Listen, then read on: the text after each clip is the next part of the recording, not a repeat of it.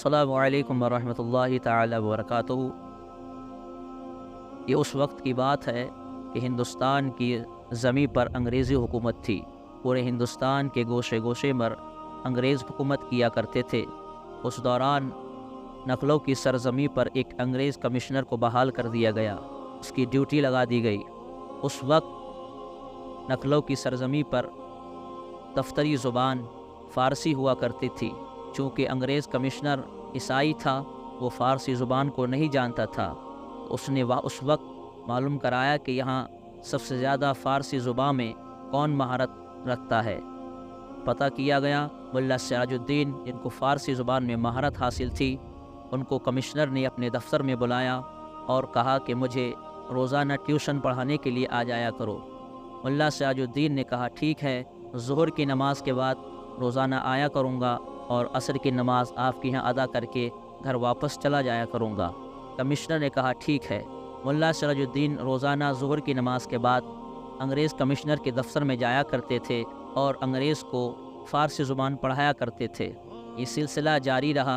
अंग्रेज़ की एक इकलौती बेटी थी कमिश्नर की, जो स्कूल में पढ़ा करती थी। उसका स्कूल ख़त्म हो गया तो अंग्रेज़ कमिश्नर ने अपनी बेटी को घर पर ही पढ़ाने के लिए अपने अपने वक्त में जो महारत, अपने अपने फ़न में महारत रखने वाली मौलमात थी, जो टीचर थे, वो रोज़ाना सुबह को आया करती थी, उसकी बेटी को पढ़ाकर चली जाया करती थी। यही सिलसिला जारी रहा। एक दिन मुल्ला सिराजुद्दीन मगरिब की नमाज कमिश्नर की कोठी पे अदा कर रहे थे, ज़ोर ज़ोर से क़िरात कर रहे थे कुरान मुक़द्दस की। उधर से अंग्रेज़ कमिश्नर की बेटी का गुज़र हुआ। चूँकि वो ईसाई धर्म से ताल्लुक़ रखने वाली थी, कभी कुरान मुक़द्दस को न देखा, न कुरान मुक़द्दस की तिलावत को कभी सुना। अचानक से मीठी मीठी आवाज़ और भीनी भीनी आवाज़ जब उस कमिश्नर की बेटी के कानों के पर्दों से टकराती है, तो वो खिंची हुई उसी मकान, उसी कमरे की जानिब चली आती है जहाँ मुल्ला सिराजुद्दीन मगरिब की नमाज ज़ोर से अदा कर रहे थे। खिड़की से पर्दा हटाकर गौर से सुनती रही जब तक कि मुल्ला सिराजुद्दीन ने मगरिब की नमाज को मुकम्मल नहीं कर लिया। तब तक वो खड़ी खड़ी सुनती रही और हैरत से देखती रही कि आखिरकार ये मुल्ला जी क्या पढ़ रहे हैं। आज से पहले तो कभी ऐसी मीठी आवाज़ को कभी नहीं सुना, ऐसी तिलावत को कभी नहीं सुना। अब रोज़ाना उसका यही मामूल था कि मुल्ला सिराजुद्दीन से पहले आने से पहले पहले एक कमरे के कोने में जाके खड़ी हो जाया करती थी और रोज़ाना कुरान मुक़द्दस की तिलावत को सुना करती थी। एक दिन बड़ा अदब व एहतराम के साथ अपने वालिद के कमरे में जाती है। अपने सर को झुकाए अदब व एहतराम के दायरे में रहकर अपने अब्बा जान से कहती है कि मैं अब्बा जान तुमसे कुछ मांगना चाहती हूँ। कमिश्नर ने कहा बेटी, मेरे कान कब से ये अल्फाज सुनने के लिए तरस गए हैं। औरों की बेटियाँ अपने बाप से मांगा करती हैं, मेरे दिल में यही ख्याल आता है कि कभी मेरी बेटी ने मुझसे कभी कुछ नहीं मांगा। मैं यही हमेशा सोचता रहता हूँ कि काश मेरी बेटी भी मुझसे कुछ न कुछ तलब कर ले। ऐ मेरी बेटी, मांगो सही, जो भी मांगोगे तुमको दिया जाएगा। आखिरकार तुम ही तो मेरी इकलौती बेटी हो, तुम्हारे सिवा मेरे पास और कौन है। अब बेटी ने बड़ा अदब व एहतराम के साथ धीमी आवाज़ में कहा, ऐ अब्बा जान, मैं भी फ़ारसी ज़ुबान पढ़ना चाहती हूँ। इतना सुना कमिश्नर अपनी कुर्सी पर ज़ोर ज़ोर से हंसने लगा और कहने लगा, ऐ मेरी बेटी, मैं तो डर गया। मैं सोच रहा था कि आज तक मेरी बेटी ने मुझसे कुछ नहीं मांगा है, ना जाने क्यों आज मांग रही है, तो ना जाने दुनिया की कौन सी चीज़ मांग ले। मैं ये डर रहा था। मेरी बेटी, तुमने पढ़ाई के लिए कहा है, बेशक तुम पढ़ लिया करो। मुल्ला जी रोज़ाना आए, तुम उनसे भी ट्यूशन लगा लो और रोज़ाना मगरिब के बाद उनसे फ़ारसी ज़ुबान सीख लिया करो। अब इतना कहा, अब उसकी बेटी कमिश्नर की अपने कमरे में चली जाती है। मुल्ला सिराजुद्दीन जब कमिश्नर को ट्यूशन पढ़ाने के लिए दूसरे दिन आए तो कमिश्नर ने कहा कि मेरी बेटी को भी फ़ारसी ज़ुबान पढ़ा दिया करो। अब कमिश्नर साहब को पढ़ाने के बाद में मुल्ला जी उसकी बेटी को रोज़ाना पढ़ाया करते थे। यही सिलसिला जारी रहा। एक दिन अचानक कमिश्नर की बेटी मुल्ला सिराजुद्दीन से कहने लगी कि उस्ताद, मुझे अपने नबी की सीरत के बारे में, अपनी नबी की ज़िंदगी के बारे में कोई किताब ला के दो, मैं उनके बारे में पढ़ना चाहती हूँ और जानना चाहती हूँ। मुल्ला सिराजुद्दीन ने बड़ा हैरत की ज़दा की निगाहों से उसकी बेटी को देखा और दिल ही दिल में सोचने लगे कि आखिरकार ये ईसाई धर्म के मानने वाली है, इसको हमारे नबी की ज़िंदगी के बारे में पढ़ने की क्या ज़रूरत पड़ गई।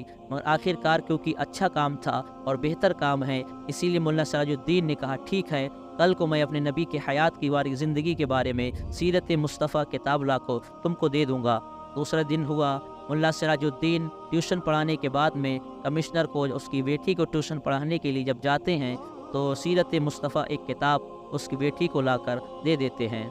اب اسی طریقے سے روزانہ ملا سراج الدین جب مغرب کی نماز ظہر سے پڑھا کرتے تھے، زور سے پڑھا کرتے تھے، تو وہ بیٹی روزانہ پہلے سے جا کر کمرے میں کھڑی ہو جایا کرتی تھی اور قرآن مقدس کی تلاوت سنتی رہتی جب تک کہ نماز مکمل نہیں ہو جاتی۔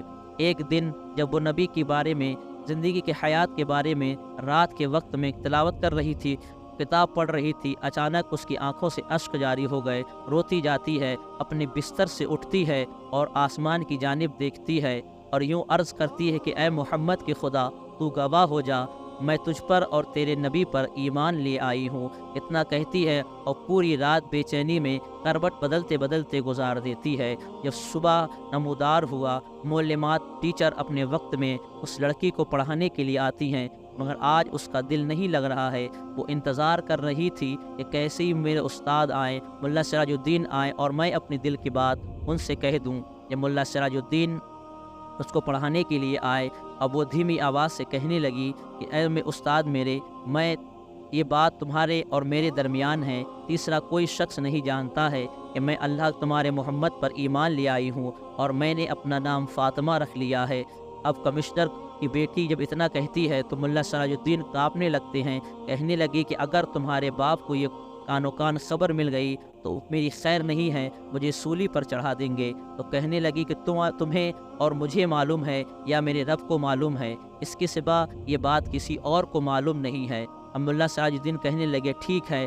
اب اسی طریقے سے روزانہ اس لڑکی کا یہ حال تھا کہ رات کو جب شام کا وقت ہوتا، اندر سے دروازہ بند کر لیا کرتی تھی اور رات بھر قرآن مقدس کی تلاوت کیا کرتی تھی۔ کئی روز کھانا پینا بند کر دیتی تھی۔ دھیرے دھیرے اس کی حالت کمزور ہوتی جاتی اور وہ ایک دن بیمار پڑ گئی۔ اس کے باپ کمشنر بہت زیادہ پریشان ہو گئے کہ اکلوتی ہی بیٹی ہے، اس نے کھانا پینا چھوڑ دیا ہے اور بہت زیادہ کمزوری اس پہ آ گئی ہے۔ ان کو ڈر تھا کہیں ہماری بیٹی ہمارا ساتھ چھوڑ کر نہ چلی جائے، اتنی بیمار ہو گئی۔ ایک دن ملا سراج الدین اس لڑکی کو پڑھانے کے لیے آئے، اس لڑکی کی نوکرانی نے کہا کہ ہماری مالکن آج بیمار ہیں، نہیں پڑھیں گی، آپ چلے جائیں۔ جب ملا سراج الدین واپس ہونے لگی تو وہی نوکرانی پھر دوڑی اس استاد کے پاس آئی اور کہنے لگی کہ ہماری مالکن تم کو بلا رہی ہیں۔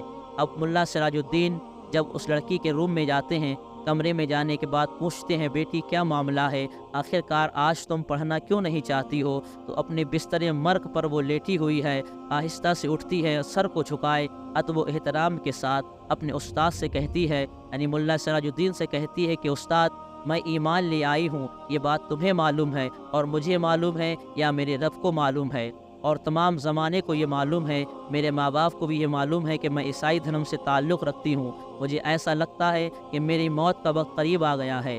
ملا سراج الدین نے کہا کہ اللہ نہ کرے اللہ تمہیں لمبی عمر عطا کرے، میں مر جاؤں تو میری تدفین عیسائی دھرم کے مطابق کی جائے، تو میں مرنے سے پہلے تم سے وصیت کرنا چاہتی ہوں کہ میرا جب جنازہ عیسائی دھرم کے مطابق میرے عیسائی قبرستان میں دفن کر دیا جائے تو تم مجھ سے وعدہ کرو کہ میرے جنازے کو نکال کر اسلامی قانون کے اعتبار سے میرے جنازے کی نماز کو ادا کرنا اور مسلمانوں کے قبرستانوں میں دفن کر دینا، یہ میں تم سے وصیت کر کے جا رہی ہوں۔ ملا سراج الدین کہنے لگے اے میری بیٹی، اے اللہ تمہیں لمبی عمر دے، ایسی کیوں بول رہی ہو؟ یہ بات کہہ کر ملا سراج الدین اپنے گھر چلے آتے ہیں۔